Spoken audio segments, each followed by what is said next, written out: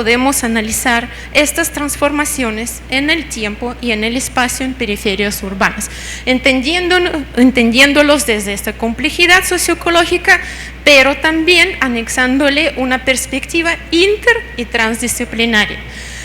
Nosotros ya estamos formando una tipo red de colaboración interdisciplinaria, interinstitucional, internacional, y tenemos 5 presentaciones el día de hoy. Vamos a presentar primero una parte como introductoria, porque en esta parte introductoria justamente queremos hablar de los resultados de un proyecto de investigación que tuvimos con financiamiento entre Francia y México. De hecho, producto ya está aquí. Quien esté interesado, compartiremos el libro.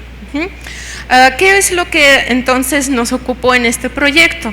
En este proyecto analizamos 3 casos de estudio en México, Francia y Colombia, en 4 territorios de estudio, 5 años de trabajo muy intenso, con esta perspectiva, como comentábamos, desde el marco de sistemas socioecológicos y entendiendo que estos sistemas socioecológicos pueden estar bajo diferentes como factores de presión. Factores de presión internos para este proyecto analizamos como cambio de uso del suelo y factores externos como cambio climático. Por lo mismo, nuestra perspectiva fue interdisciplinaria entre diferentes disciplinas, pero también un poco con avance hacia transdisciplina, con varios monitoreos que realizamos en forma participativa con la gente propietaria de la tierra, ¿no?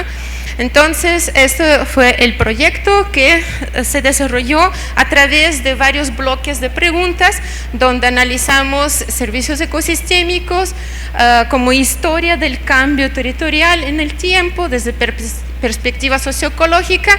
Después lo llevamos a integrar estas trayectorias a través de las narrativas como más específicas, y al final también hicimos un ejercicio para ver qué tanto avanzamos en inter y transdisciplina. Este proyecto se desarrolló, del que vamos a hablar ahorita, en la periferia de la Ciudad de México, que es la capital de México, que tiene una complejidad enorme, empezando por su vocación, que es la parte sur de la Ciudad de México, desde su vocación hacia cuestiones agrícolas, históricamente presentes, también forestales, la propiedad social de la tierra en más de 90%, y cambios de uso del suelo constantes bajo el avance de la urbanización, y también la presencia de las condiciones cambiantes climáticas, ¿no?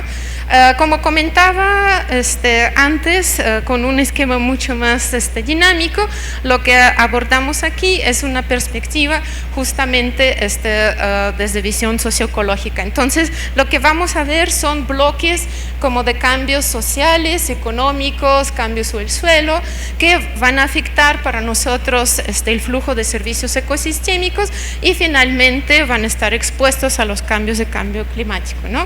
Pero todo en conjunto es el reto que teníamos para analizarlo. Esta es justamente la metodología que se refleja después en capítulos del libro, que va desde análisis histórico, después con modelación de servicios ecosistémicos, hidrológicos, captura de carbono en biomasa en suelo, análisis de cambio de suelo anterior, presente y con la proyección a futuro, incorporándole la parte de medios de vida y también proyectando en un lapso de tiempo corto escenarios de cambio climático y uso del suelo, para finalmente llevarlo todo a una propuesta conceptual de modelo integrado basado en dinámica de sistemas. Esto es un poco como para que vieran los equipos de trabajo que trabajaron diferentes temas, como les acabo de comentar, y este es el libro que trajimos el día de hoy para compartir los que quieran leerlo. Está un poco pesado para los que vinieron en el avión, pero sin embargo los que quieran leer, con gusto lo compartiremos. Si no, tenemos versión electrónica para compartir. ¿De qué habla? Es justamente, primera parte es la parte teórica sobre estado de arte y a qué se refiere sistemas socioecológicos. Después viene la parte de servicios ecosistémicos, incluso incorporando la parte de monitoreo comunitario participativo que se va a presentar en otra sesión el día de hoy. Y todo como análisis de experiencias participativas. También tenemos bloque de análisis de gobernanza local, ambiental, enfocada a actividades de conservación comunitarias y análisis de política pública ambiental. Finalmente, como comentaba en el último capítulo, estamos analizando desde dinámicas de sistema este modelo conceptual y hacemos un ejercicio de transdisciplina. Aquí pueden encontrar el libro en este link, pero si no, igual con gusto lo compartiremos. Entonces, un poco como resumiendo este libro tan grande, ¿qué es lo que ofrecemos en él? Como resultado del proyecto. Ofrecemos análisis de trayectorias específicas para servicios ecosistémicos y procesos de cambios del suelo. Ofrecemos elementos analíticos y metodológicos para un análisis integrado desde perspectiva socioecológica compleja y cambios en el tiempo bajo presiones externas e internas desde una visión interdisciplinaria y un enfoque participativo. ¿Qué es lo que también muy importante? Que en este trabajo logramos formar un colectivo que estuviera abierto a escuchar unos a otros, compartir las ideas y juntos crear un marco como analítico más grande para que lo lleváramos este objetivo a su buen fin, ¿no?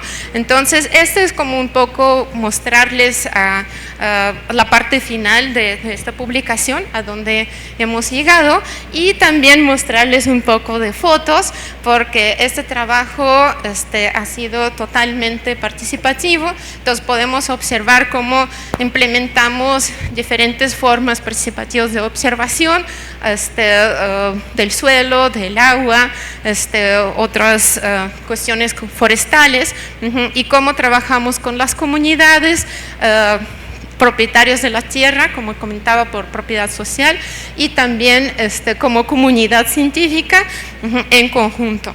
Bueno, esto es como la parte introductoria. Podemos cambiar a la siguiente. Entonces, este es un poco, como comentaba, es la introducción para decir de dónde surge la inquietud de esta mesa, por qué fue el llamado de presentar y buscar estas ponencias desde el enfoque socioecológico, sobre todo enfocados en la periferia urbana, donde hay muchos factores de presión y donde hay muchas preguntas que van desde encontrar drivers de cambio y determinar los procesos complejísimos de cambios territoriales y también temporales. Bueno, entonces, afortunadamente tuvimos una respuesta muy buena a la sesión, por lo que invitamos a Mauricio Galeana para que presente su trabajo. Muchas gracias, María. Pues bueno, lo que les voy a presentar es justamente los avances de una iniciativa o de un proyecto que está en camino, justamente. Fue muy buen antecedente lo que acaba de platicar María, un tanto en el sentido de contextualizar cuáles son las dinámicas periurbanas que tiene el suelo de conservación, la parte sur de la Ciudad de México, y en ese sentido, pues en particular, al ser la Ciudad de México, según la referencia que ustedes consulten, la 11ª metrópoli o la 12ª metrópoli a nivel global, pues estamos asociados a una diversidad impresionante de diferentes manifestaciones de la interacción justamente de sociedad-naturaleza. En ese sentido, además de la presión de la urbanización que está teniendo esta área de conservación, pues como es muy trillado, obviamente pues hay una diversidad de servicios ecosistémicos y el tema de cómo se alberga la biodiversidad en esta región. Y en ese sentido, esa biodiversidad y esta provisión de servicios ecosistémicos converge con una diversidad de problemáticas más allá de la urbanización. Por un lado tenemos el tema de los asentamientos humanos irregulares, tenemos una diversidad de problemas de sanidad forestal y de enfermedades asociadas en el bosque por la misma contaminación atmosférica que se genera en la Ciudad de México y por el viento dominante llega a esta parte.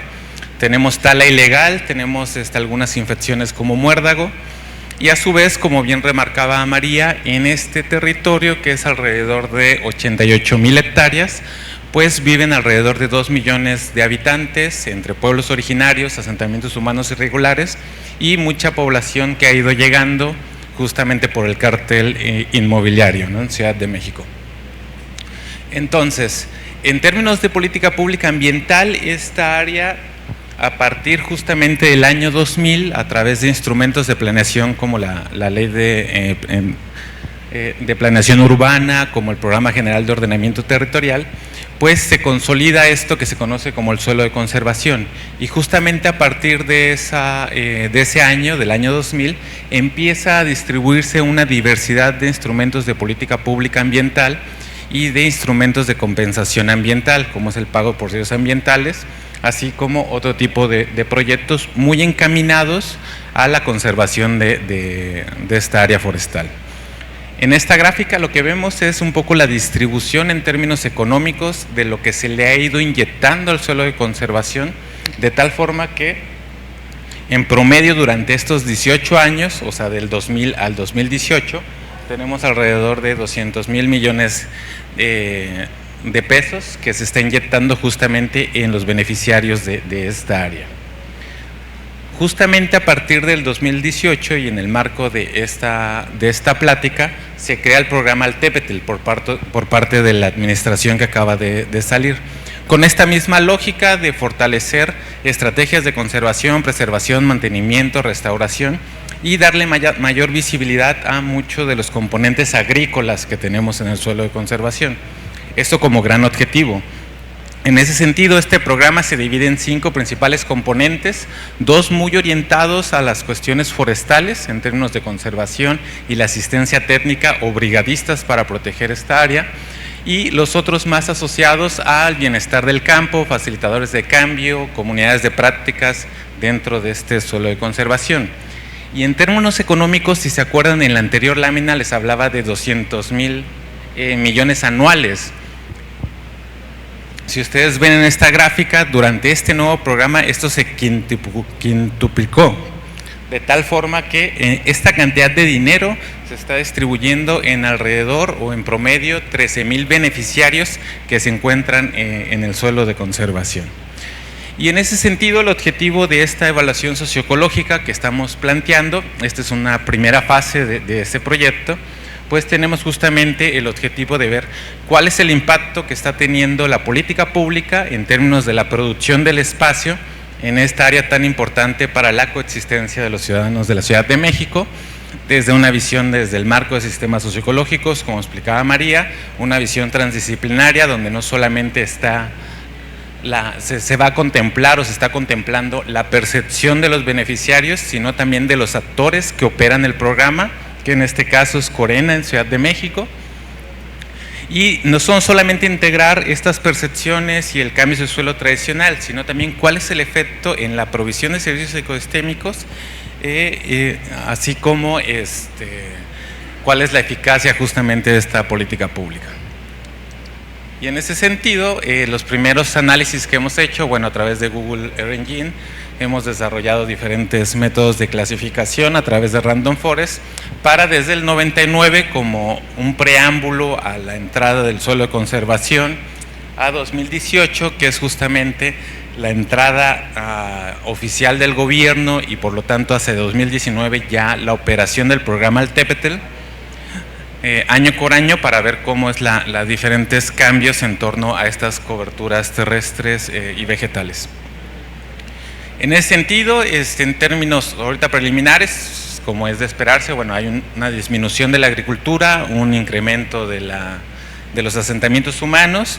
Las principales coberturas vegetales que están siendo afectadas son principalmente los bosques de encino, que por la misma dinámica altitudinal de la cuenca del suelo de conservación, son las coberturas vegetales que están mucho más expuestas justamente a los asentamientos humanos irregulares.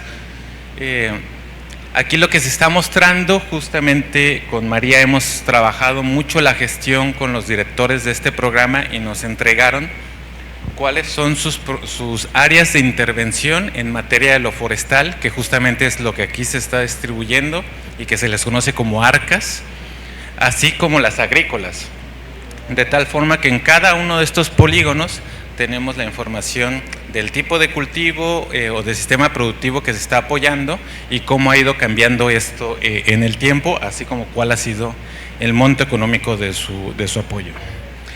En ese sentido, esta gráfica lo que está resumiendo es justamente la superficie apoyada por el programa Altepetl. Lo que tenemos en verde es principalmente lo que está focalizando el componente forestal y lo que está en azul es principalmente donde está focalizándose el componente agrícola. Aproximadamente esto equivale a 1/3 del suelo de conservación. Un poco para dimensionar que en 1/3 del suelo de conservación se está destinando un recurso de 1.100 millones de pesos anuales. Aquí ya haciendo, digamos, un análisis de procesos de cambio, estamos identificando para el primer periodo antes de la entrada en vigencia de este programa, dónde son las zonas donde más se expandió justamente la agricultura, la urbanización, teniendo una tasa anual aproximada durante estos 18 años de 2.13 hectáreas al año. Y algo que es también de resaltar y de preocupar es que si sacamos los temas de deforestación y nos concentramos en la expansión urbana a sistemas productivos, pues es muy parecido en realidad lo que es su tasa anual de crecimiento de esta cobertura terrestre. Ya para la entrada en vigor justamente del programa que estamos analizando, pues es mucha lana, sinceramente, ¿no? Para nada más haber bajado de 200 y pico a 139 hectáreas en términos de la deforestación total. Cabe resaltar que también la dinámica de los cambios de los sistemas productivos a cuestiones de asentamientos humanos está incrementado, o sea, la presión está en realidad en este sentido, ¿no? Y en términos, si sobrelapamos ahorita como un ejercicio básico de las zonas donde se está focalizando el proyecto forestal y un área de influencia donde se está apoyando las cuestiones agrícolas, tenemos aproximadamente esta dinámica en términos de las tasas de deforestación. ¿Cuáles son ahorita los próximos pasos? Esto fue un análisis preliminar, ahorita viene, bueno, el entender qué está ocurriendo, qué pudiera estar determinando ciertas influencias donde el programa está siendo exitoso en términos de contener los efectos de la deforestación y donde no, un análisis de los diferentes drivers en términos del efecto causal y la provisión de servicios ecosistémicos. En este momento se está haciendo ya la construcción de diversos servicios ecosistémicos a través del software Inves para cada una de las coberturas terrestres que les mostraba al principio, y donde al tener justamente la información, los polígonos de operación de las políticas públicas forestales y políticas públicas agrícolas, poder analizar el efecto causal que está teniendo en la provisión de servicios ecosistémicos a través de técnicas como el difference in difference, para ver si hay un cambio en las trayectorias de la provisión. Adicionalmente, María se ha vivido en campo justamente con los beneficiarios y con brigadistas y con diferentes actores políticos, justamente recopilando información socioeconómica y de la percepción que tienen los beneficiarios sobre el programa que está ayudando, que están recibiendo. Y en ese sentido se están construyendo historias de vida, materiales de divulgación e información que irremediablemente vamos a integrar justamente en una modelación para tener una mayor comprensión en torno a el papel de esta política pública que está ocurriendo en México. Y con esto poder definir, o sea, ya tener los cambios en la provisión de servicios ecosistémicos, los cambios en la presencia de los polígonos de intervención, la percepción socioeconómica, los diferentes drivers, poder integrar todos estos elementos en modelación basada en agentes para hacer modelos prospectivos de tal forma que pudiéramos incidir en las reglas de operación justamente de lo que es este programa Altepetl, que lleva mucho dinero en su operación, ¿no? Y en ese sentido, estos son los pasos en los que estamos. El siguiente año seguro ya podremos mostrar el proyecto completo, pero bueno, tener este primer análisis preliminar y así dar un contexto de lo que este proyecto involucra. Muchas gracias.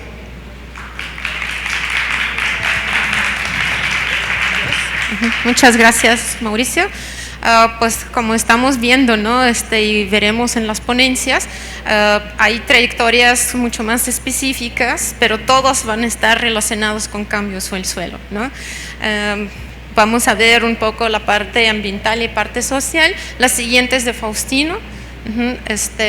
Bueno, es una ponencia sobre medios de vida justamente vinculados a los cambios territoriales y temporales y sobre todo cambios de uso del suelo, ¿no? En este caso Faustino finalmente no pudo llegar al Congreso, diferentes circunstancias, pero bueno, yo la presentaré. De hecho, si alguien quiere conocerlo un poco más a detalle, pueden consultar justamente el libro. Bueno, ¿cuál fue el objetivo un poco hablando aquí en este trabajo? Fue determinar, trayectorias de estos medios de vida en la periferia urbana de la Ciudad de México en los últimos como 2 siglos, entonces una temporalidad mucho más grande de lo que acaba de presentar Mauricio de 20 años en ponencia anterior, pero también ver si estos medios de vida están vinculados a contextos socioeconómicos y políticos y están vinculados o no con estas presiones, ¿no? En términos de la hipótesis, pues sí, se supone que están vinculados a estos como factores contextuales de cambio, sobre todo en periferios urbanos están vinculados muchísimo el uso productivo de la tierra, qué se puede obtener, qué se puede ganar a través del uso de los recursos naturales, ¿no? Y obviamente con una transición en el tiempo desde sector más enfocado a la producción primaria como agricultura, hacia actividades mucho más diversificadas con incorporación de actividades de conservación vinculados a la política pública ambiental de lo que acaba de comentar Mauricio en contexto de estos cambios políticos, ¿no?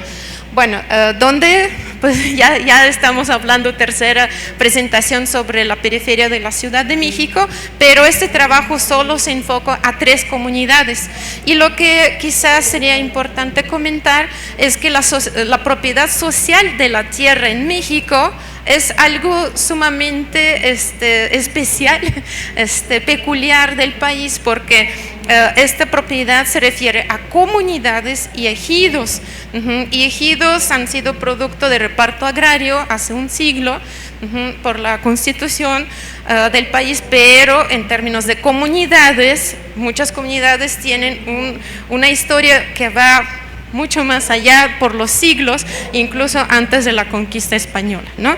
Entonces, es determinante entender su lógica y su relación con los recursos naturales, porque de sus decisiones depende qué uso del suelo darle, qué sí procede y qué no procede, incluso con política pública ambiental impuesta desde arriba, ¿no?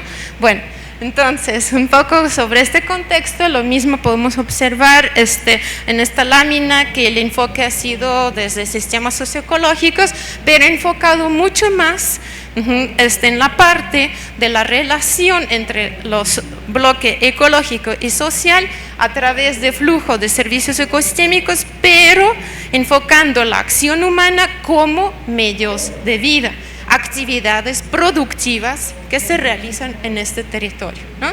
Entonces, eso por un lado. Por otro lado, decir que sí estamos como interesados en ver qué tanto los factores contextuales han podido o no han podido estar correlacionados con estos cambios, ¿no?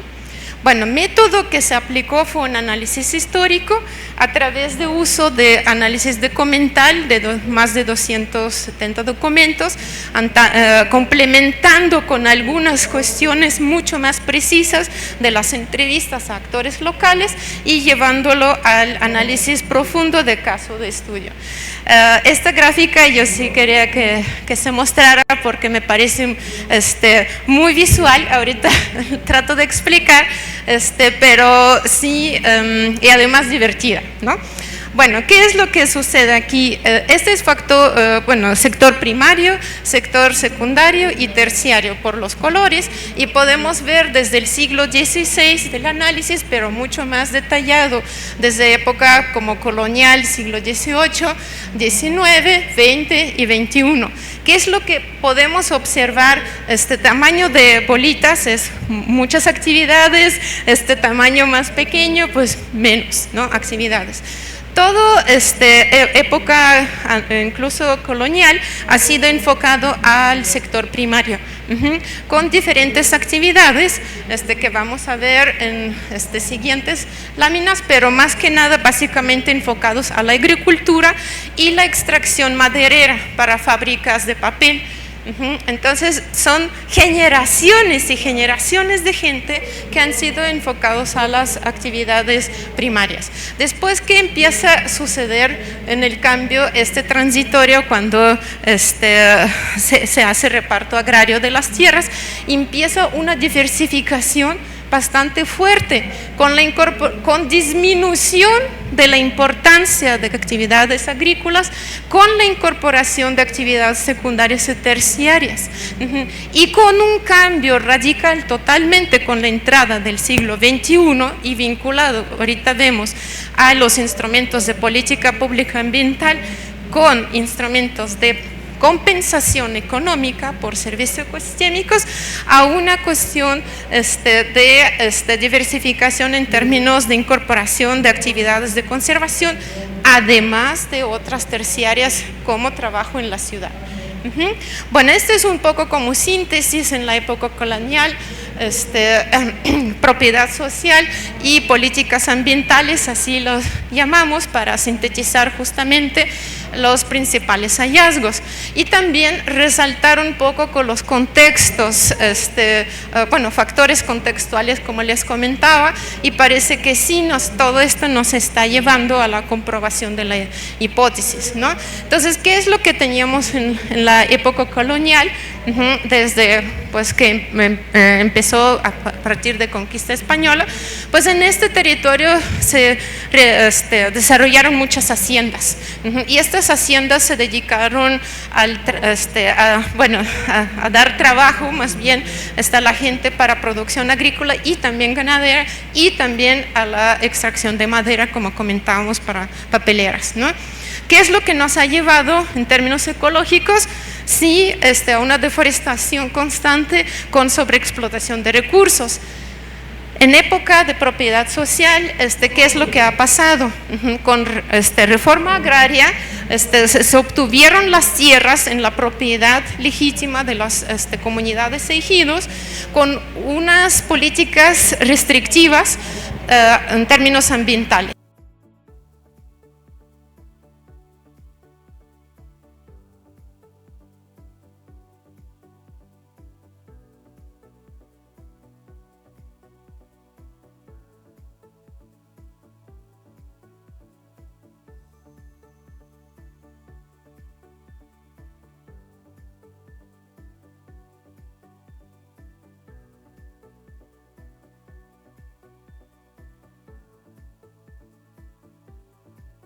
Políticas, ¿sirven o no sirven? Y ahí viene una cuestión desde cómo lo podemos observar, con modelos espaciales, con análisis social, ¿no?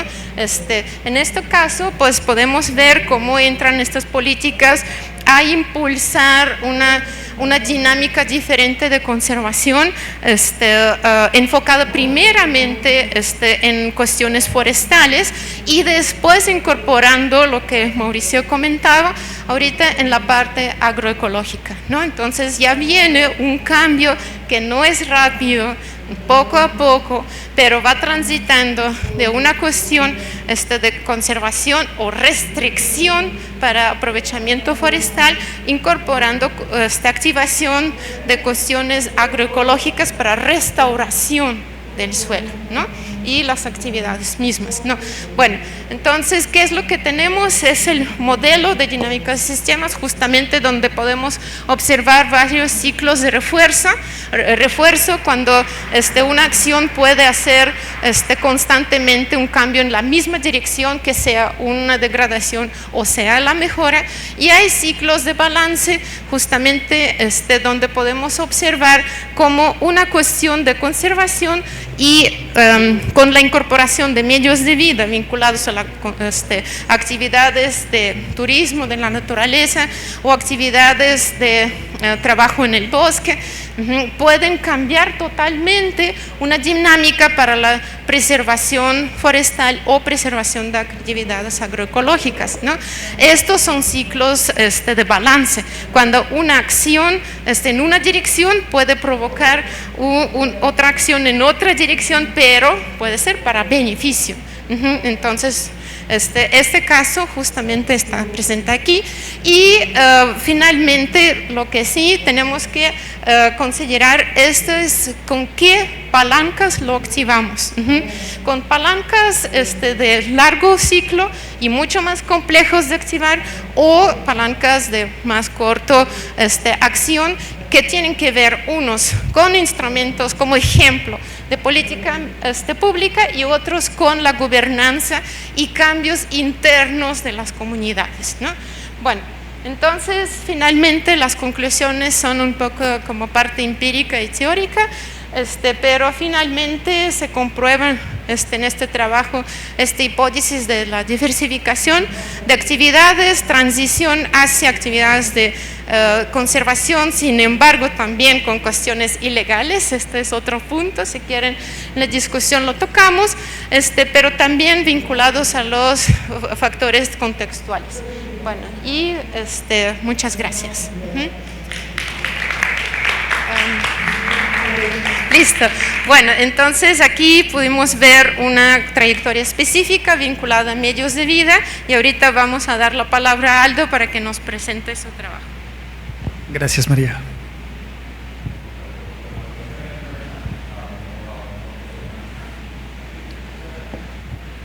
Buenos días. Parecería que lo que les voy a presentar a continuación no tiene mucha relación con los temas que acaban de poner respecto al área de estudio. Desde luego que es un estudio de entornos periurbanos, pero quisiera que lo vieran como una ramificación. Posteriormente vamos a tener en donde va a apuntalar precisamente a estos temas que ya hablaron los compañeros que me precedieron. Bueno, el tema que les voy a exponer es explorando la urbanización como un impulsor de cambio de la producción y el consumo de alimentos, y también en las dinámicas relacionadas con enfermedades de mala nutrición en entornos periurbanos. Bueno, a manera de contexto, esta investigación se circunscribe a un gran proyecto que fue apoyado por el Ministerio de Ciencia y Tecnología, en donde participaron diferentes instituciones de investigación, de generación de conocimiento, pero también actores de la política pública, como es la Secretaría de Salud. Consistía en generar una plataforma de información que le permitiera al gobierno realizar acciones, ¿no? Establecer acciones de política, y se consolidó como un compromiso de la Estrategia Nacional de Salud de México. Derivado de esto, surge un proyecto de postdoctoral con intención de continuar con los esfuerzos de generación de conocimientos sobre una propuesta de tipologías de entornos alimentarios rurales. Y como parte de este proyecto, uno de los objetivos particulares, y que es el objetivo de esta presentación, es entender las relaciones existentes entre las enfermedades asociadas con la mala nutrición y el gasto en alimentos no saludables y así como, desde luego, los drivers de transformación, especificando especialmente en la urbanización. Bueno, ¿por qué esto es importante? Porque la forma en cómo se están produciendo y consumiendo los alimentos está cambiando a lo largo del mundo. Tenemos, por ejemplo, que la producción, la forma en cómo se está produciendo, está cambiando hacia formas más intensivas y formas más con una mayor afectación en las formas de los sistemas, como son sistemas intensivos en uso del suelo, sistemas intensivos en insumos químicos, pero también no nada más la producción, sino también las formas en cómo están transitando las dietas, ¿no? Estamos viendo que estamos transitando a dietas de alto contenido calórico y mínimo valor nutrimental, ¿no? Y esto a su vez genera ¿qué? Problemas de salud derivado de esta mala nutrición. Esto es un factor que se está viendo a lo largo del mundo, pero particularmente se ha asociado con un problema que es la urbanización. Hay diversos estudios que abordan esta problemática, pero bueno, antes de pasar a esto quisiera que habláramos cómo entendemos la urbanización. Y esta urbanización la vamos a entender como un fenómeno complejo, multidimensional, que involucra no nada más el crecimiento de la mancha urbana, no nada más el crecimiento de la población, sino también cambios en los estilos de vida, en los hábitos, ¿no? Entre otros factores. ¿Qué genera esto? ¿Qué genera la urbanización? Cambios en las dietas, transiciones de una alimentación basada en frutas y verduras a alimentos ultraprocesados, cambios en los sistemas de producción, en cómo se produce, a lo mejor de sistemas más tradicionales a sistemas más intensivos, y también cambios en la disponibilidad y asequibilidad de los alimentos. Esto a su vez pues cambian los patrones, cambia de patrones de consumo, particularmente en las áreas periurbanas, ¿no? Y bueno, considerando el objetivo que teníamos anteriormente de entender estas relaciones entre las enfermedades asociadas a la mala nutrición con los factores, especialmente la urbanización, tenemos que hay diferentes enfermedades derivadas de una mala nutrición, como las que ponemos: diabetes mellitus, enfermedades isquémicas, cerebrovasculares, desnutrición o enfermedades infecciosas intestinales. En el caso de México hay una cuestión importante con la diabetes mellitus, ¿no? La diabetes mellitus es una enfermedad crónica, ¿no? Porque se caracteriza por los altos niveles de glucosa. En 2021 había 537 millones de personas con diabetes mellitus a lo largo del mundo. En México la prevalencia es de 18.3%, 18.3% de la población tiene diabetes. Y la prediabetes, con prediabetes ya sumamos hasta 22.1%. Y la mortalidad también se ha incrementado. La diabetes es importante tenerla en consideración como una de las principales enfermedades derivadas de una mala nutrición. Entonces, con base en esto, quedan las siguientes preguntas, ¿no? ¿Qué variables asociadas con la urbanización tienen una influencia en el gasto de alimentos no saludables? ¿Cómo la urbanización tiene influencia en la intensificación de la agricultura y la prevalencia de diabetes tipo 2? Perdón, en este caso va a ser incidencia. ¿Y cuáles son las diferencias entre los diferentes tipos de niveles? Ya tenemos, desde luego, que enfocados en las áreas periurbanas, pero también a nivel estatal tenemos diferentes comportamientos, o todos son los comportamientos iguales, todas las áreas periurbanas de todos los estados. Bueno, ¿cómo entendemos la urbanización? Si hablamos que tiene un carácter multidimensional y multifactorial, existen diferentes autores que nos posicionan con algunas variables con las cuales nos podemos acercar a comprender la urbanización: el nivel educativo, la sanidad, los servicios sanitarios, la disponibilidad del área urbana, la accesibilidad a alimentos, la conectividad, el bienestar de los hogares a través de servicios básicos de la vivienda, empleo informal y accesos a servicios de salud. Entonces, este estudio se realizó mediante modelos para los años 2016 y 2022, solamente para las áreas periurbanas y a nivel estatal. Utilizamos como una métrica de incidencia de la diabetes los egresos hospitalarios por cada 100,000 habitantes, como una métrica de gasto en alimentos no saludables, es la obtenida por la Encuesta Nacional de Ingreso y Gasto de los Hogares, que involucra una serie de productos. También tenemos las métricas asociadas a los elementos que ya vimos de la urbanización, a partir de los cuales se construyó un índice de urbanización a través de componentes principales y una normalización de Scalding. Un índice de intensificación de la agricultura a través del porcentaje de las unidades de producción que utilizan insumos químicos en sus unidades, y también aquellas que cuentan con tecnología de riego, ¿no? Obtuvimos un índice a través del promedio y una normalización de Scalding. Finalmente, utilizamos dos tipos de modelos: un modelo de mínimos cuadrados ordinarios y también modelos generalizados de efectos mixtos con variable espacial.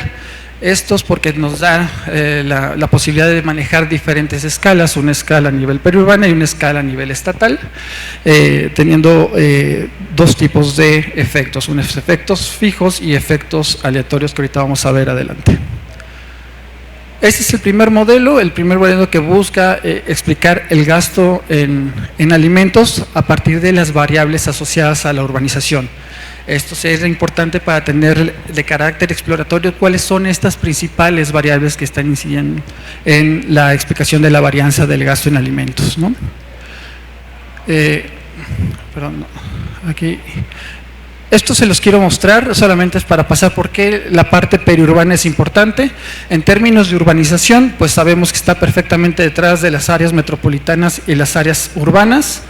En términos del gasto en alimentos, es la que sigue inmediatamente después de las zonas metropolitanas y también las que han mostrado uno de los más grandes incrementos en gasto en alimentos no saludables. En intensificación de la agricultura también es una de las que presenta una mayor intensificación y también de las que tienen mayores egresos hospitalarios. El modelo de regresión lineal para el gasto en alimentos no saludables mostró que las variables asociadas al nivel educativo, a la conectividad vial, al acceso a la salud y a los servicios básicos en la vivienda resultaron significativas, y también con un coeficiente de ajuste del modelo del 7.4 en el R cuadrado. En términos ya de los modelos de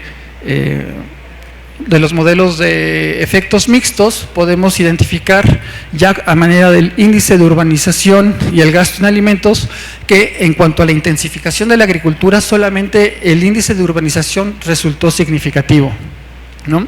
Con los intervalos de confianza que aquí tenemos un intercepto aleatorio del 0.03, lo cual nos muestra indicios de cierta variabilidad a nivel estado. Y también un efecto espacial del 0.09, es decir, tenemos cierto efecto de la forma en cómo hay dependencia espacial en un rango de 399 kilómetros aproximadamente desde las áreas periféricas. En términos de las métricas de incidencia, identificamos que el índice de urbanización y el gasto en alimentos son significativos para esta variable.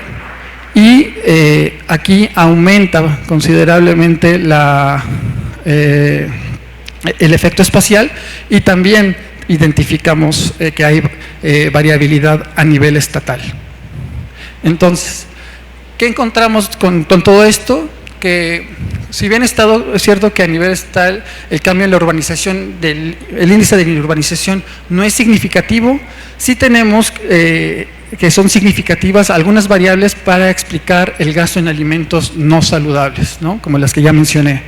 El índice de urbanización fue significativo para explicar la variancia en el índice de intensificación agrícola. y los predictores de urbanización y gasto en alimentos no saludables fueron significativos para explicar la varianza del índice de incidencia por diabetes mellitus.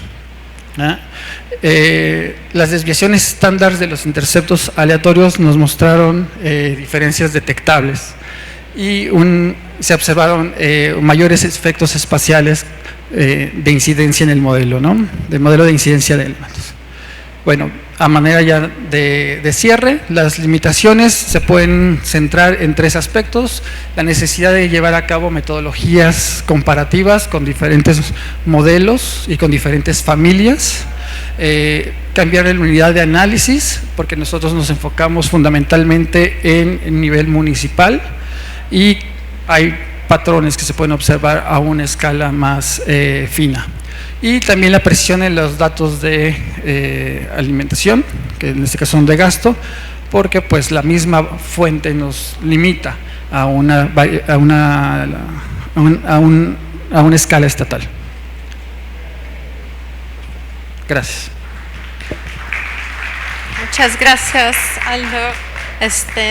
Yo quería como comentar que ya estamos viendo otros temas también vinculados a la parte social, ¿no? Como la parte alimento y la parte salud, pero también, como se muestra en esta ponencia, están vinculados al uso del suelo.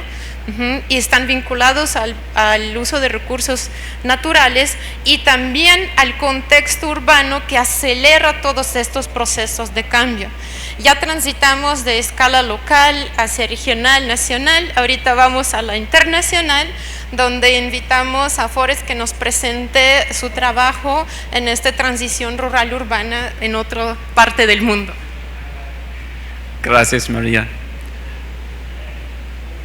First of all, I would like to apologize for presenting in English and not having the kindness of translating my slides to Spanish for you, but I do hope that you know, if you have any questions, please don't ever hesitate to drop them to me.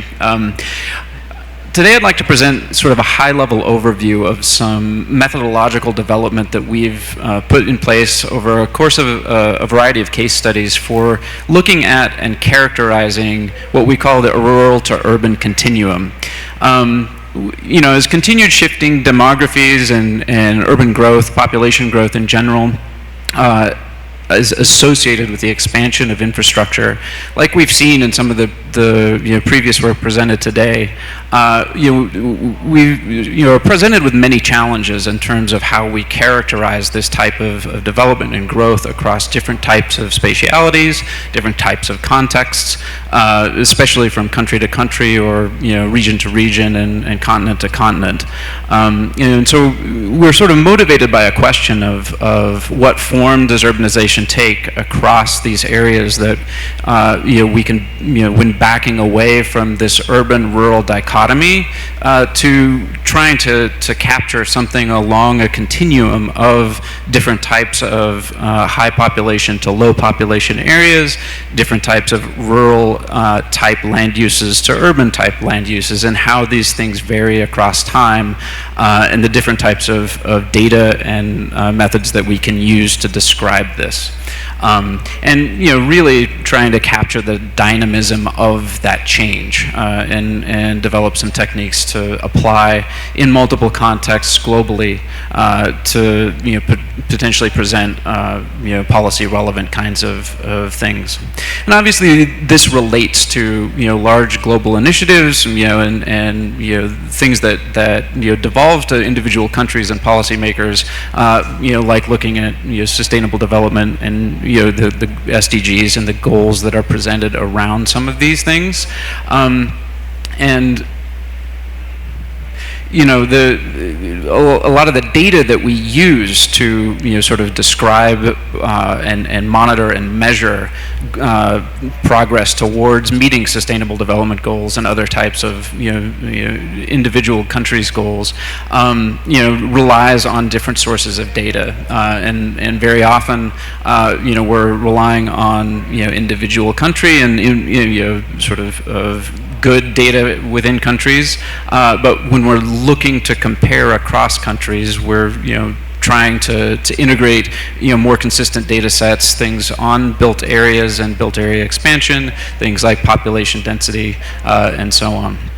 And so we're looking at various types of metrics, deriving from using population as a denominator, and we're sort of identifying the RUC, the rural to urban continuum, as this critical area within which we're trying to understand things like SDGs related to land consumption, the systemic dynamics that relate to these kinds of processes that occur in critical areas, the transition points within this kind of continuum between primarily rural land uses to primarily urban land uses.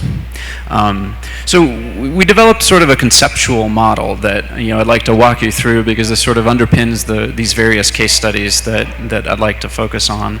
And as an example, we sort of focus first on a set of cities from Africa, that we've identified and kind of can relate different types of land uses to different types of urbanization, and built structures in this case, and other associated outcomes of different types of land use, something like perhaps emissions in this case.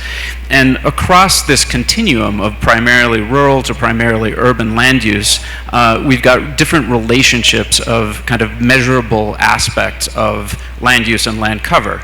Things like agriculture, presence on the landscape, built up volume or built up area and its expansion. Population density obviously being a really critical component as we start to think about how urbanizing processes result in population growth, or the movement of people into or out of particular areas that are conducting these kinds of land uses, and then ultimately how those relate to these other kinds of processes. And we've sort of systematized this as a system of land use and feedbacks within the system that derives and produces change within the rural to urban continuum. And so this is sort of the motivating sort of set of theory that we're operating on with regards to these methodological developments. So the first set of case studies that we developed, some of this methodology around was focusing on a group of cities in Nigeria originally. Then we extended this to a city in Rangpur, Bangladesh, which was a very different kind of context, but chosen to sort of represent one extreme set of kind of one aspect of rural to urban kind of change, and then have now started to extend this into Southeast Asia and looking at a group of countries and urban, small and medium urban areas that we've identified within a kind of narrow population range. Ultimately, considering that where we see the biggest amounts of change within rural to urban continua globally are in these smaller to medium-sized population areas. These areas that are capable of growing at a faster rate and changing both population and land use conversion, very often much more fast than these super large urban areas that might have millions of people as opposed to hundreds of thousands. So these are sort of the case studies that I'd walk through. And we're motivated using different kinds of globally consistent data. And so these are some examples of some of the types of data that we use. As a member of the World Pop Project, we produce consistent gridded estimates of population density that are primarily census driven, but disaggregated to individual grid cell based data sets with nominal resolutions of around 100 meters, and other derived products that are age and sex structured, so we can look at demography, et cetera.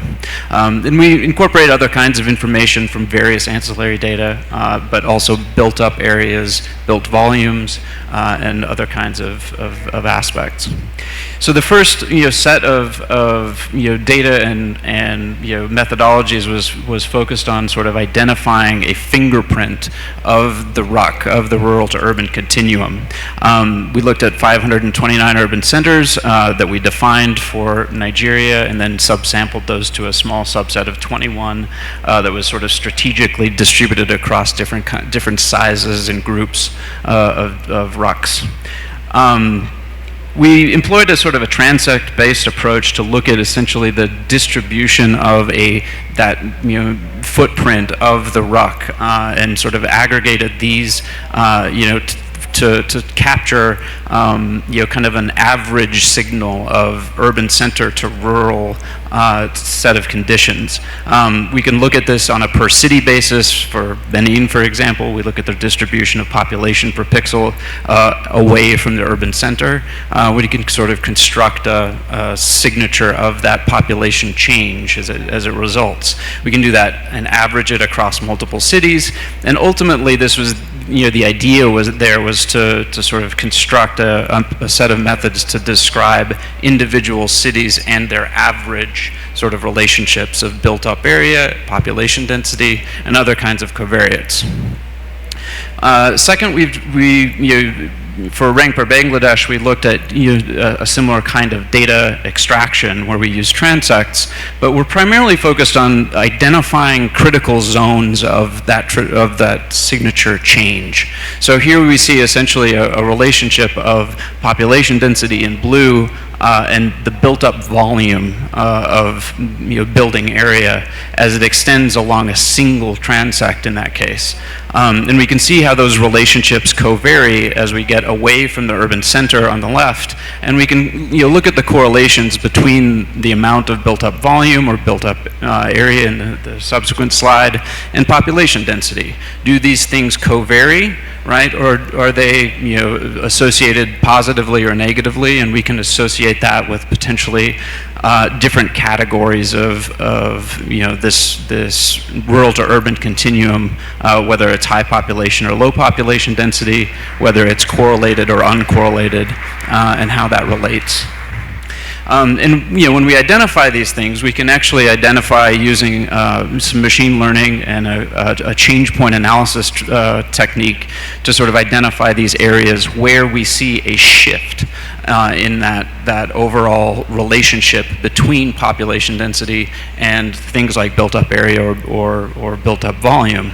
And this is a multivariate technique, so we can put more than one of these different kinds of trajectories together to look at where these change points occur.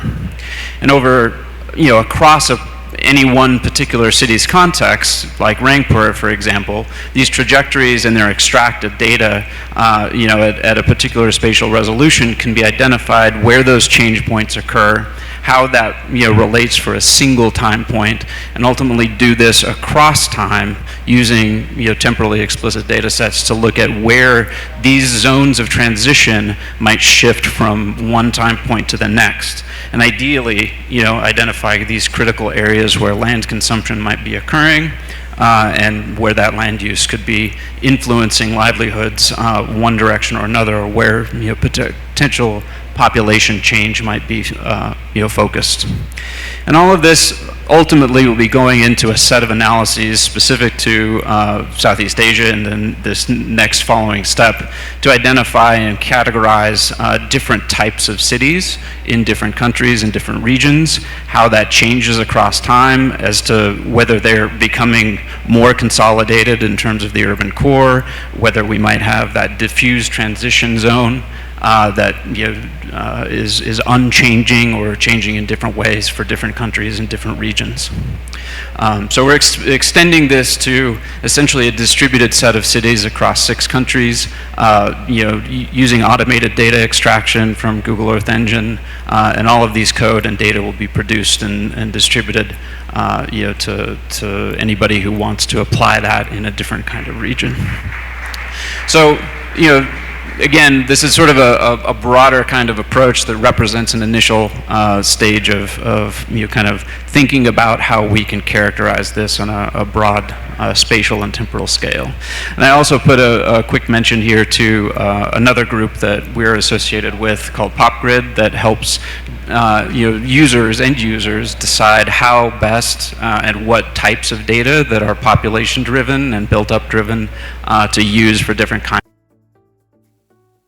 Any questions, please don't hesitate to drop them to me in an email and I'll try to translate them. Thank you.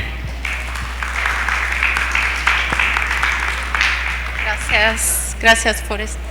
Bueno, ahora podemos tomar preguntas del público y si no, igual tengo algunas como cuestiones de síntesis. ¿Alguien quiere hacer pregunta? Sí.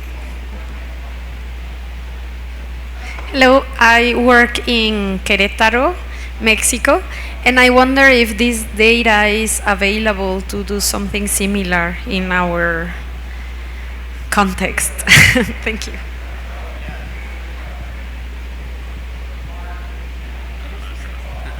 Yeah, absolutely. So the gridded data that underlie the type of analysis that I described are available, and would certainly be aggregatable across the entire country, and usable in that kind of context. But we haven't done any of the transect-based approach outside of those contexts that I described there.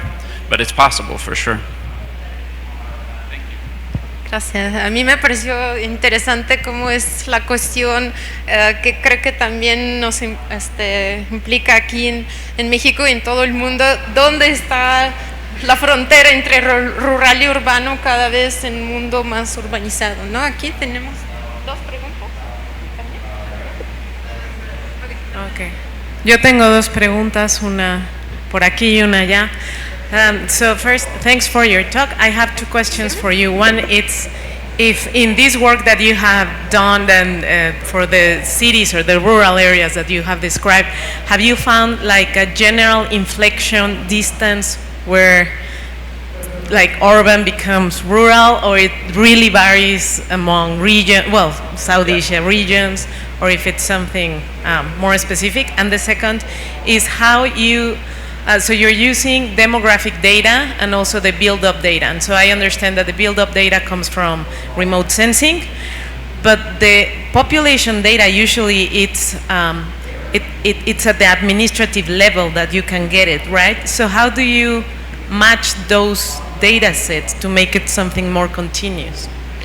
That's a really good question. So the gridded data products that are built to disaggregate those census data to grid cells, to raster products, there's an endogeneity issue there because we use built-up area to disaggregate the census data to individual grid cells. And so there's going to be a relationship between population and where we have buildings or built volume and built-up area. But it's the nature of that relationship that we're trying to interrogate here, and ostensibly feed back into the production of those gridded data to better understand where we have less correlation or more correlation with population density and built-up area. That sort of as an underlying motivation, but it does vary. And as for your first question, is there sort of a general kind of result with regards to the fall off of population density and that relationship? It's just highly variable, and it does vary from country to country and context to context, but seems to be highly correlated with city size, obviously, population density as you measure that, and these other features. But that's what we hope to explore a little bit. Okay, thank you. Y mi otra pregunta es, está interesantísimo tu trabajo y no lo mencionaste, pero supongo que lo han platicado. ¿Qué implicaciones de política podrías hacer con tus resultados? O sea, ves la aplicación, porque tienes ya ahí los datos, o sea, ¿qué has pensado que se podría incidir en política pública? Sí, muchas gracias por la pregunta. Bueno, como les comentaban al inicio, los resultados que estamos obteniendo aquí en esta investigación, que forma parte de otra de entornos alimentarios, se inserta dentro de la plataforma de Estrategia Nacional de Salud. Es un compromiso que ya se tiene apalabrado con la Secretaría de Salud.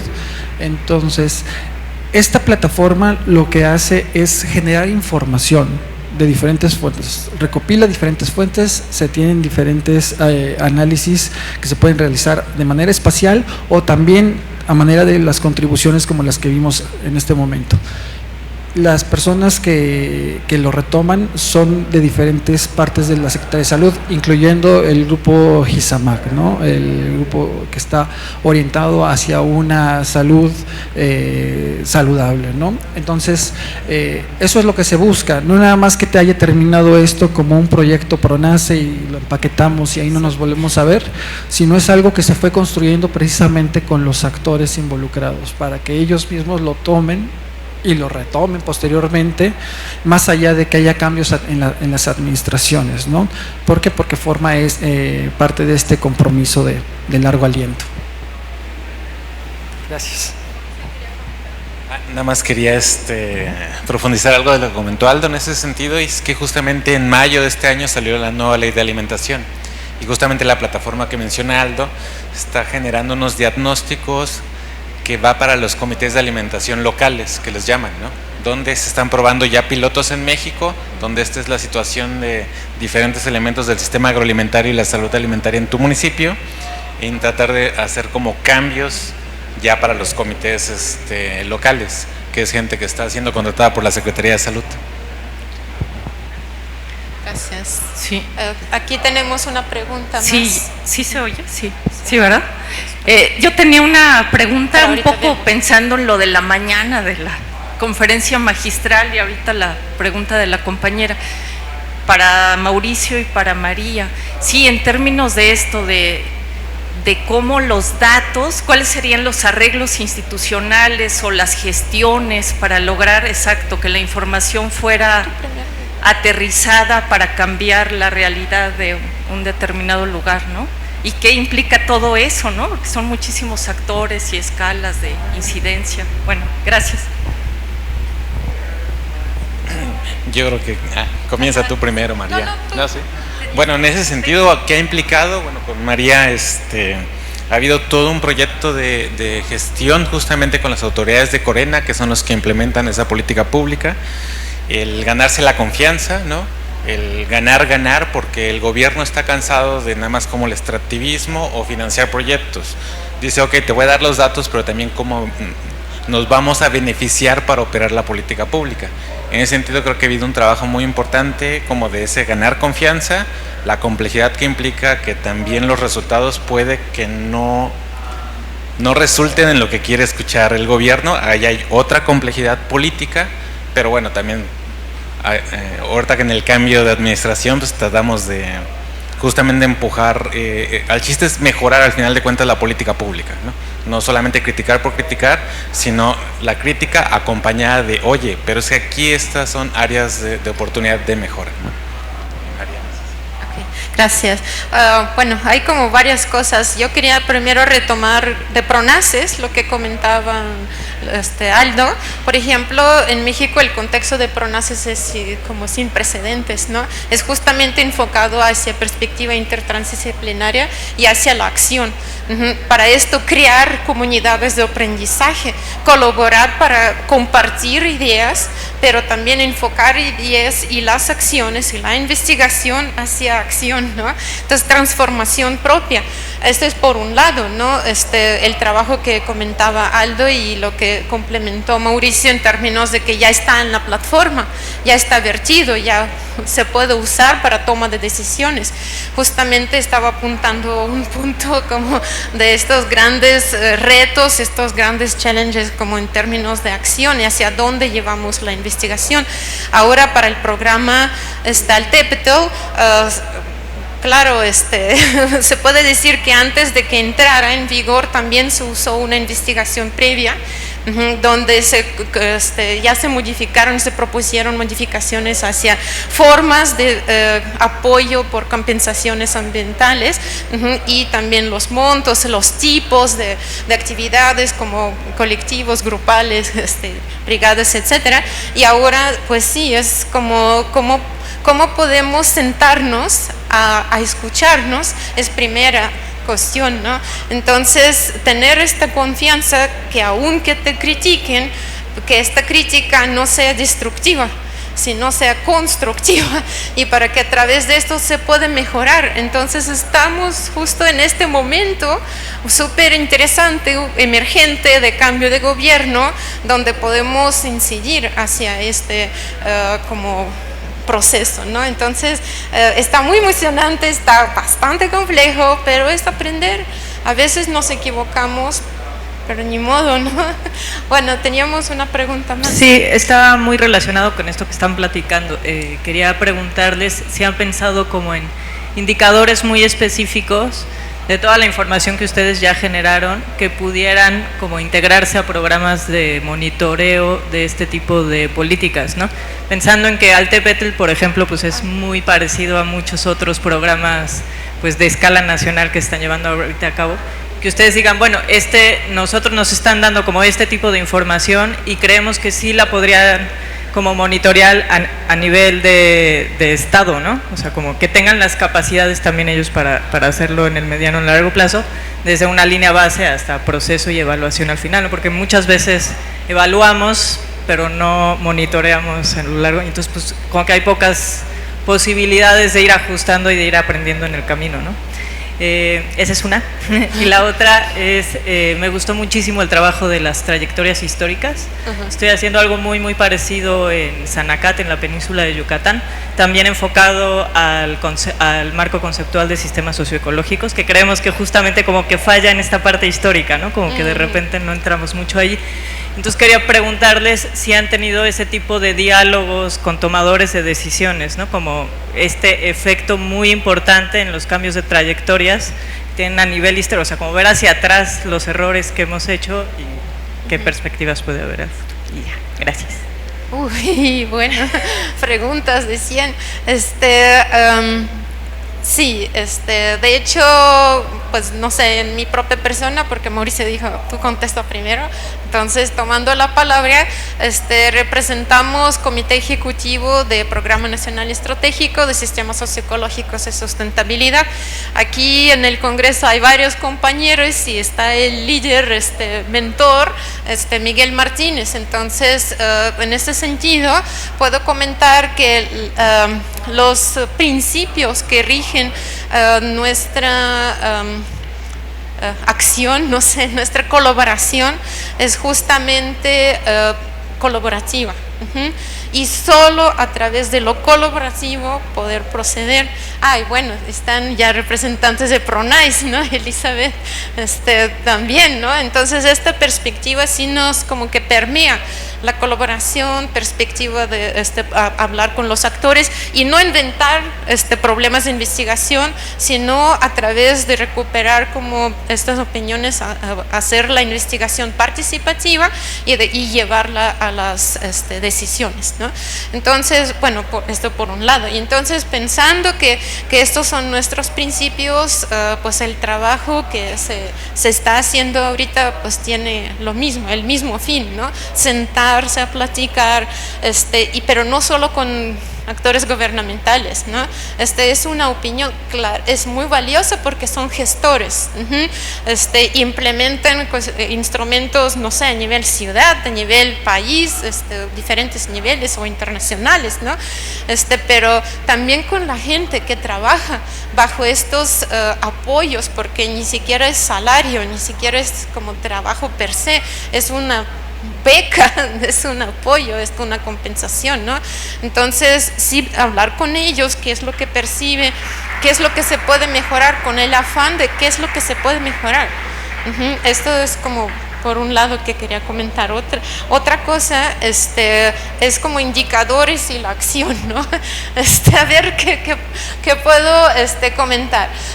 Siempre es bueno tener línea base, pero no siempre sucede. Y muchas veces, bueno, al menos antes, el gobierno mexicano iba al otro país, veía un programa, lo traía, lo ponía y a ver qué sucede, porque somos muy copiones, ¿no? Y ahora sí, investígale qué está pasando, ¿no? Entonces no hay línea base, pero hay que irlo construyendo, hay que ir avanzando en la construcción de la misma información para tomar bien las decisiones. Lo mismo pasó con programas de pago por servicios ambientales, el hijo pequeño, el Altepetl, que después ya como que creció y se transformó, y agarró su propio camino, ¿no? Entonces, que sí, cuando hay una voluntad pequeña desde actores políticos, yo creo que se puede, pero esto se hace a través de años de diálogo, años. Entonces, la idea, un poco vinculando ahora sí con PRONACES, estos, 6 años de ensayo anterior, dentro del cual solo 3 periodos se pudo financiar de PRONACES, es poquito, es tan poquito que requiere como un impulso para que continuaran y más con como lecciones aprendidas, ¿no? Un poco hacer un balance, porque estos programas se hacen regionales, ¿no? Entonces cada programa se dedica justamente a construir la información para que se tomen decisiones, pero se tomen decisiones en conjunto y no por separado, la comunidad por un lado y el gobierno por el otro lado y la industria pues va por allá, ¿no? Son intereses múltiples, diversos que como convergen, ¿no? Entonces es la cuestión. Ahora que estamos tratando de hacer indicadores, sí, pero estos indicadores hubieran servido mucho mejor durante el proceso. Claro que se puede tratar de impulsar, y eso es lo que estamos ahorita haciendo, buscando contacto, y ya tenemos fechas programadas para reuniones con los nuevos que entraron, ¿no? Ese es el punto, no perder el hilo, no perder comunicación, han hecho trabajo titánico los PRONAES, ¿no? Estos proyectos específicos regionales han hecho trabajo titánico, con 2 pesos en 2 años, no sé, o 3 años, ¿no? Con muchísimas restricciones como no podemos imaginar, pero somos muy creativos, ¿no? Latinoamérica es muy creativa en general, sur global es muy creativo por bio y cultural diversidad que tenemos, ¿no? Y por el contexto, un poco que tuvimos que ser siempre creativos, ¿no? Entonces, para sonreír cuando viene la muerte, ¿no? Y librarla, ¿no? Por las fechas de la muerte que estamos festejando además, ¿no? Bueno, entonces, esto es como, ya me fui lejos, ¿no? Un poco irlo cerrando, yo quería comentar que estoy observando entre varias como presentaciones como de 3 rubros de retos, ¿no? Estos de 3 líneas como grandes, ¿no? Una cuestión es epistemológica misma, vinculada a la mitológica, y luego de incidencia. Ahorita vamos, ¿no? Entonces, epistemológica es que estamos hablando de sistema socioecológico, pero lo estamos visualizando distinto, como líneas de transición, como consumo y salud, ¿no? Este tipo de relaciones, o más detallados, más específicos, como a través, incluso considerando otro tipo de conceptos vinculados a un marco analítico más grande. Creo que todavía tenemos mucho que recorrer en este sentido, para ir trabajando en la parte epistemológico-conceptual. Se entiende que son sistemas complejos, sistemas evolutivos, dinámicos, que cambian bajo siempre, constantemente bajo influencia de distintos factores, pero conceptualizarlo nos ayuda a nosotros como transferir este mensaje después también a otros actores con quienes estamos trabajando, ¿no? No quiero decir simplificar, esto no quería decir, pero sí visualizarlo de forma mucho más armónica y posible llevarlo hacia decisiones, ¿no? Metodológica, podemos ver cuestiones cualitativas, cuantitativas, modelaciones o análisis de trayectorias históricas, ¿no? Todos tienen cabida. No tenemos que pelearnos, ¿no? Al contrario, con que unir fuerzas. El punto, creo que el reto mayor es cómo unirlas. Las narrativas cualitativas con narrativas cuantitativas, por ahí tenemos algunas ideas, nos ayuda mucho este panorama internacional también, cómo podemos conceptualizarlo, con qué propuestas de modelos conceptuales o análisis basado en agentes, ¿no? Cómo lo vinculamos. Incluso por ahí surgió la idea que ahorita veía a Mauricio presentar, análisis territorial. Tenemos entrevistas referenciadas, ¿no? Porque actores son de algún punto territorial, no somos volátiles todavía. A ver cuándo, ¿no? Pero sí, como hay formas, creo, pero por ahí vamos, para esto son los congresos, ¿no? Una cosa interesante que ahorita vi, los datos, ¿no? Es un tema, los datos, ¿no? O construirlos, ¿qué se requiere? Recurso humano, dinero, de todo, o el acceso, o cuando se genera, ¿para quién sería el acceso? Cuando en caso de PRONACES, ¿no? Y manipulación de datos, otra cosa, ¿no? Y por último, creo que tercero es de incidencia, pues justamente cómo podemos llevarlo hacia la mayor participación de otros actores en el proceso de investigación misma, pero también como aplicando esto a acciones, como decía Marta, ¿no? También como tú decías, Nadri, ¿no? Como a quiénes lo enfocamos. Bueno, tenemos 5 minutos, yo digo que daremos una ronda más para los ponentes, para que en un minutito cada quien pueda comentar algo relacionado con estos 3 retos, lo que les sienta más cercano: epistemológico, conceptual, metodológico y incidencia, ¿no? ¿Se les parece? Challenges, methodological challenges or conceptual challenges or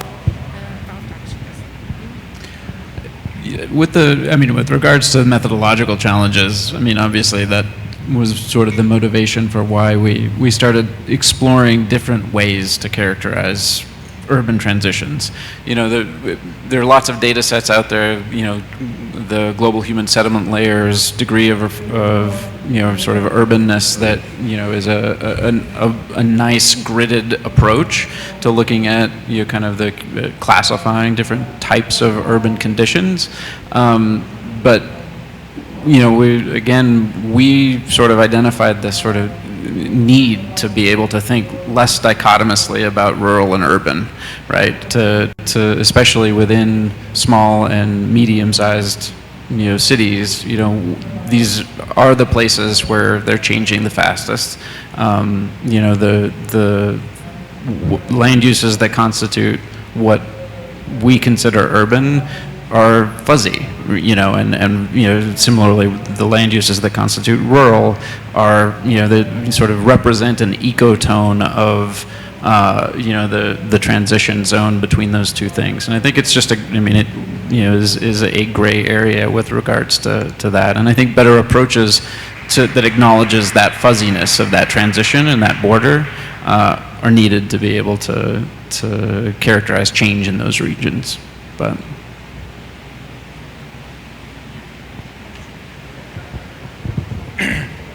bueno, varias cosas. O sea, por un lado creo que justo todo este tema de trayectorias socioecológicas, por un lado le da una mirada fresca al tradicional cambio de suelo. O sea, creo que volvimos a agarrar como nuevos esteroides de un recurso metodológico que me pueden crucificar aquí, pero parecía agotado en muchos temas, ¿no? El seguir estudiando cambios de suelo.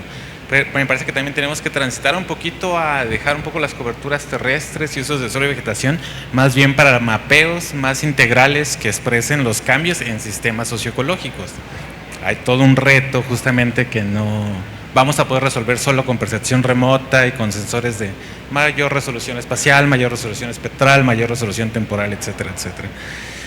También creo que nos encontramos ante un reto del dataísmo, inteligencia artificial, ciencia de datos, licuadoras muy potentes que de repente no podamos controlar la narrativa o el vector de los resultados.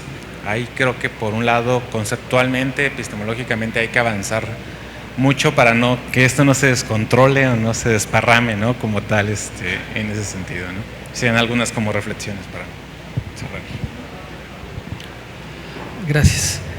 Bueno, yo quiero recuperar todo lo que dice María, es muy valioso. A mí esta parte de el trazar puentes entre las diferentes disciplinas, las diferentes formas de generar conocimiento, hablar de métodos cuantitativos y cualitativos, claro, es muy importante, pero también trasladarlos hacia crear, ¿no? Crear conocimiento no nada más desde la academia, sino con los actores locales, esta mirada transdisciplinaria que ha estado muy en boga. Evidentemente la investigación que les presenté es más de carácter cuantitativo, pero digamos, una de las partes, de las ramificaciones a las cuales está orientada, ya platicando esto más extenso con María, con Mauricio, es aterrizarlo precisamente a la parte de suelo de conservación. ¿Con quién? Con los actores. Los datos que tenemos son derivados de encuestas nacionales, los de gasto en alimentos, pues, que tienen cierta representatividad estatal, pero no nos permiten aterrizar a contextos más específicos en donde valen preguntas importantes. ¿Qué se está consumiendo? ¿Por qué se está consumiendo? ¿A qué tienen acceso las personas? ¿Cómo estas grandes tendencias que estamos observando están impactando en lo que consumen las personas, en cómo lo producen y también en sus relaciones con la naturaleza, ¿no? Y eso ya los datos a cierto nivel tienen limitantes.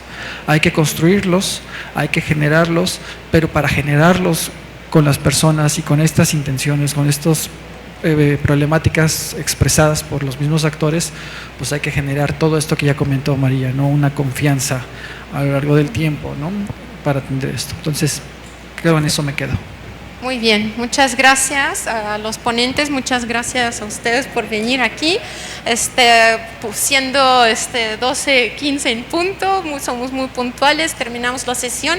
Los invitamos a platicar más en los espacios comunes y bueno, quien quiere y se compromete a leer el libro, por favor se acerquen. Tomaremos foto y muchas gracias. Aquí cerramos.